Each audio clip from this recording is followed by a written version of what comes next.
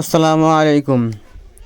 New Digha bypass মোড়, এখানে রাতের বেলাতে এখানকার যে দোকানগুলো ঘুরিয়ে ফিরে দেখছিলাম। নিউ দীঘা বাইপাস মোড় থেকে উত্তর দিকে 3 মিনিটের রাস্তা পড়বে। 3 মিনিট পরেই এই একটা হোটেল দেখতে পেলাম। এখানে এক ভাই আর এক দাদা রুটি তৈরি করছিল। রুটি তৈরি করার প্রসেস দেখে আমি এখানে দাঁড়িয়ে গেলাম।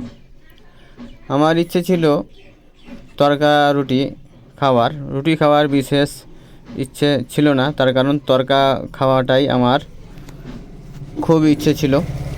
এখানে রুটি তৈরি করা দেখতে দেখতে দাদাকে জিজ্ঞেস করলাম তড়কা এখানে কত করে প্লেট। তো বলল যে এই পাতলা ঝিঙার মতো যে রুটিগুলো তৈরি করছে এক দাদা, এগুলো 10 টাকা পিস। আর ছোট ছোট রুটি এই ভাই তৈরি করছে, এই রুটিগুলো 5 টাকা পিস। আর তড়কা ফুল প্লেট আমাকে বলল 80 টাকা। তা আমার সেই রকম খিদে ছিল না।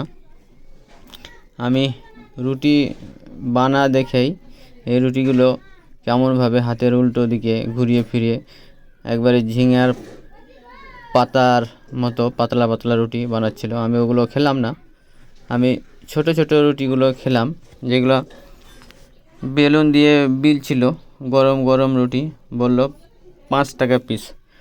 আমার খাবার উদ্দেশ্য তড়কা, আমি ফুল প্লেট তড়কা খেতে পারবো না, তাই আমাকে হাফ প্লেট তড়কা দিতে বললাম।